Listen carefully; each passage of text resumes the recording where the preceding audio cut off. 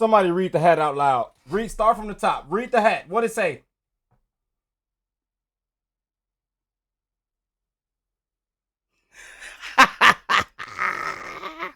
Beautiful people that keep coming, family. I hope everybody's blessed, well, and healthy, and that nothing but the best is going on in all you guys' life, man. I love y'all, family.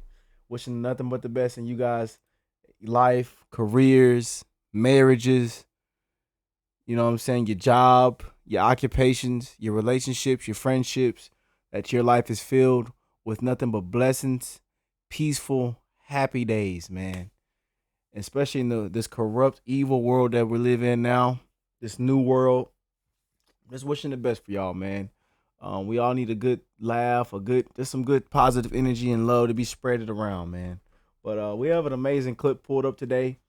And I believe we're going to talk about in this pod. We got this. If you missed yesterday's video, we checked out the Joe Rogan podcast, and you got Oliver Anthony on there, Mr. Christopher on here, keeping it real. Yes, indeed. And I'm glad that these guys are on here. You know, just having guy talk, talking about real things, talking about the song, talking about the success, how he's holding up, how he's handling everything. And also talking about just real life situations, man. Y'all know I'm an old soul, and I love these old things. I love just talking about, you know what I'm saying, how things, used to be, man. But come to find out, my man's has a 300,000-mile truck. You know what I'm saying? So when I seen this, I was like, I gotta check this out with my family. I gotta check this out with y'all, man. Y'all know I'm an old soul, so I love these things like this, man. You know what I'm saying? Sometimes you walk outside, crank the truck up, and the battery be dead, and the car don't even crank up. You know what I'm saying? That's kind of where I'm from. You know what I'm saying? That's how my dad taught us, man. Some days you walk outside, and the check engine light is on, Hey, some days you walk outside, the check engine light is on, man. It is what it is, man. So I am into the new stuff as well. I'm into like the electric cars and the the Teslas and stuff, and the newer sport cars and American Muscle and JDM and all kind of stuff. But man, when it come to cars, man, I could talk about the old school, the new school. Just I'm a guy, man. You feel me? I love that guy talk. You know what I'm saying? I love getting my hands dirty and seeing the black smut all on my hands and sweating out in the sun. You know what I'm saying? Out there cutting the grass, just I like that kind of stuff, man. You know what I'm saying? And I got it from my dad, learning how to use tools and stuff before he passed away, and learning how to do this and that. We be out there fishing and all kind of stuff, man. We'll take our truck our family truck had 300. I believe when he passed away, it had 315,000 miles on it. Yeah, man. We used to go fishing in that truck, man. That was our fishing truck, and he used to go to work in that truck. Every time he went to work, that's the truck he would drive, man. Or we would go fishing in it. Yeah, man. So it's pretty. I just want to see this clip with y'all. If y'all don't want to watch with me, y'all can click off the video. Hey, man. But I want to check this clip out with him and Joe Rogan talking about his 320,000-mile truck, man. I think that would be pretty cool. So let's check it out, family. Hey, man, before we get into all the music requests we have today, we got some amazing music requests from the emails, the comments, and our kind donators have sent in a lot of lovely stuff. So shout out to Tina, shout out to Kathy, shout out to my brother Lonnie, shout out to Alexander, shout out to Stefan, shout out to Melissa. We had a couple more. Shout out to Jared. Yes, indeed. And I think that's pretty much it.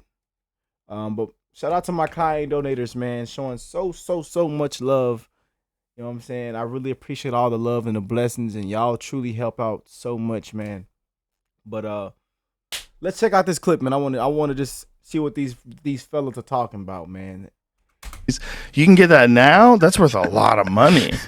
You know, if like he died of a heroin overdose and he kept the fucking T-shirt at his mom's house, and she decides to sell it. That's worth a lot of money. I've tried to hold on to things that I think I could sell down the road. Like I've still got the, I've got the strings that I recorded Richmond North of Richmond on my guitar. I almost threw them away. I was like, oh, hold on a second. You could definitely in sell hard those. times. I may you have definitely to sell those. But that would be like an honest sale. People can't say, "Oh, he's a sellout." yeah. I'm just selling junk I have. I'm considering selling my truck. Just if any, I don't know. I think we talked about this once before, but if somebody, it's worthless to me. It's got 325,000 miles on it in a salvage title, and I still daily drive it. But I thought, man, if I could, salvage title of 325,000 miles. Sheesh, man. Our truck had 315, and it was a clean title. Same motor, same transmission, man. We changed the alternator in it. I think all we did was a fuel pump. No, my dad thought it needed a fuel pump, but it actually didn't. So he sent it back. We used to order product. We used to order stuff. We used to go to the junkyard or order stuff off eBay. Y'all comment down below if y'all can relate, man. eBay is clutch. For car parts for dirt cheap, and there's another website, and then there's the junkyard.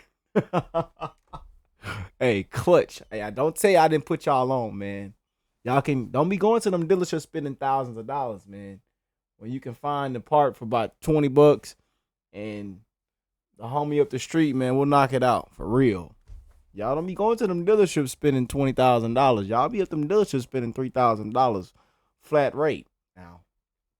Trying to tell you, sell this and somebody pay 50 grand for it or whatever and send it towards a charity. Like it'd be pretty slick to do. You know? It has a salvage title? It does, yeah. What happened? Did you buy it when it was already well, now it's a 2007 Suburban. I paid a couple grand for it years ago, and then just here recently I had to have it towed. It broke down, and the rollback driver, I guess, I don't know if he was under the influence or something or what, but he unhooked all the chains off and then tilted the bed back. Oh, so the whole truck rolled right off the back of the rollback. Oh, no. And it totaled the truck out. It bent a bunch of stuff under the drive shaft and the front of the frame and all. And, of course, I'm sitting there trying to figure out what to do with my truck, and here comes all the police. And they're like, oh, is that really you? Let's get it.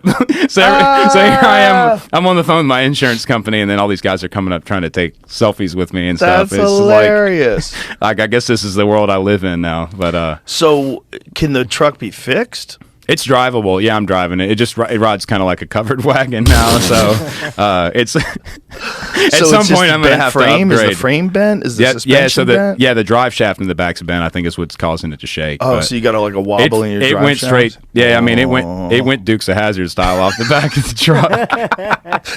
That drive, as an adult, that show drives me nuts. Watching those cars land, like, what are you doing to those cars? Well, hey, this one can do it. So yeah, sorta. Maybe I'll donate it to Whistling Diesel and just let him kill it. I don't know. It'd be pretty slick. But well, you can Whistling Diesel, man. That is a YouTube channel I love watching, man. Oh, I was just watching that one video where they were rolling through the field and he didn't know. I guess like underneath the car, and they got that stuff. It caused the everything burnt up, man. Yeah, man, he ruined his Ferrari. That was funny. Yeah, that guy. Yeah, they are crazy. That whole channel, their team over there is ridiculous, man. They are some wild guys, man. You could do that, or if someone is listening to this and they want to do something cool and they got the cheddar, buy it from you and then send it to Roadster Shop and have them put like a badass suspension in it, and make it a real sleeper. They can do shit like that, because you have to get all that replaced anyway. Why not replace it with like better shit? It'd be cool for somebody to have it. It would have a cool story behind it, This company called Roadster Shop, they've been on my podcast before. One of the things they do is they do like a sleeper series. I think they call it the Legend series. I'm actually not sure what they call it. But what they do is they'll take an old car. So the outside looks like shit. The outside is patina and rust and all that stuff. And then they'll just completely redo everything underneath it. With the engine, suspension, everything. And then it outruns everything. Shout out to my sleeper fellas out there. There's some of y'all watching this video maybe that got a sleeper in the garage. You ain't slick now. You might have that Honda Civic, that don't look, you know what I'm saying, as fast, but it's fast. We know you, John. Wait, Enrique, David.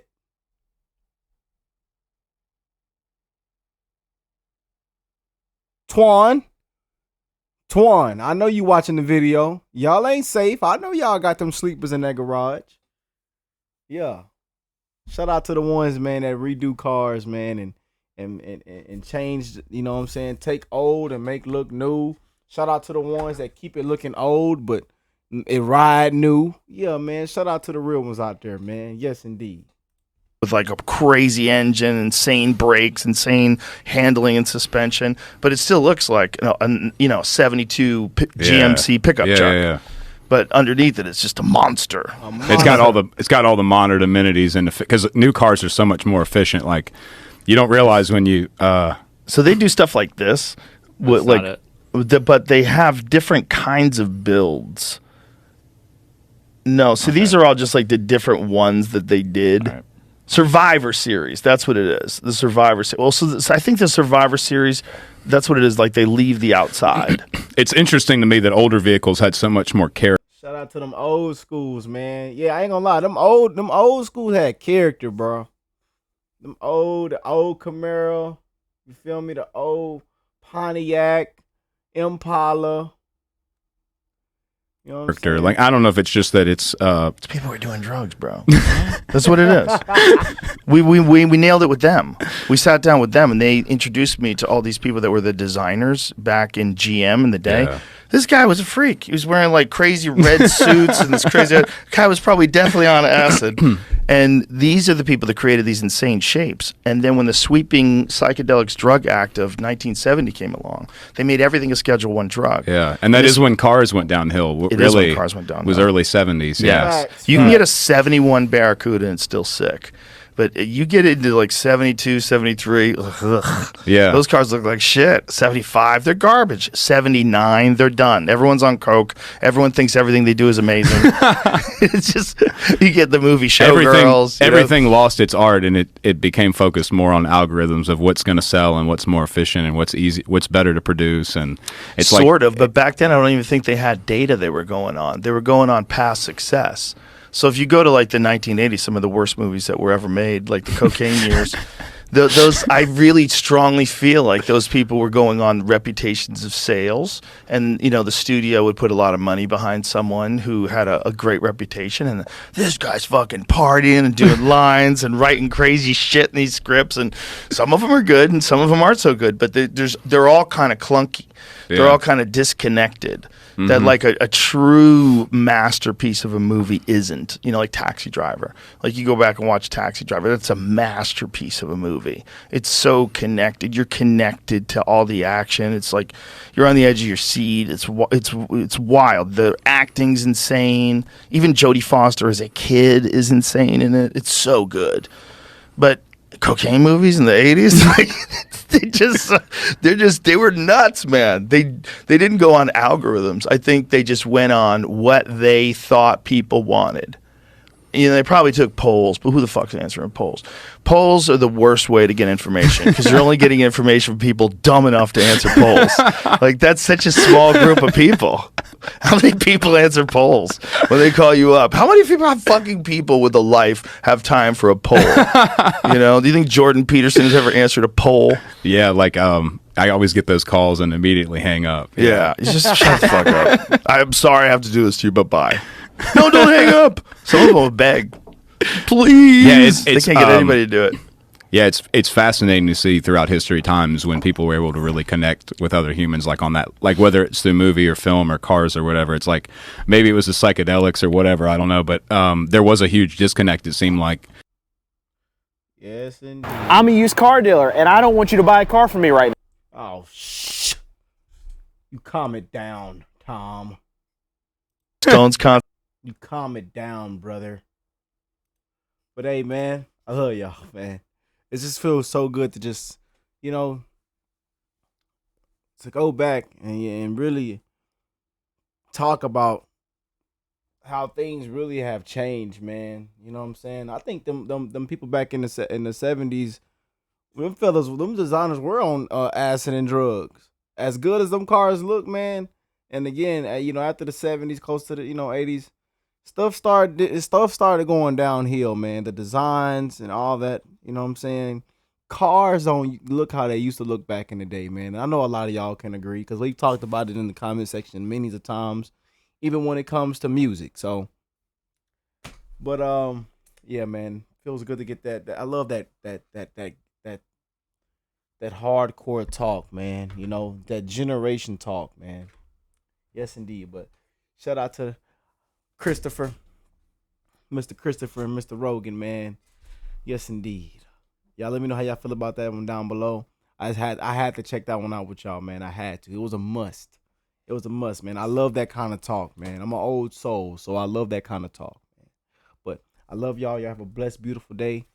Take care of yourself. Be safe. Be aware of your surroundings, and please get home safe, y'all. And hey, spread that love to one another because you never know what somebody's going through. And hey, I will catch y'all in the next one, man. Peace and love, y'all. Yay!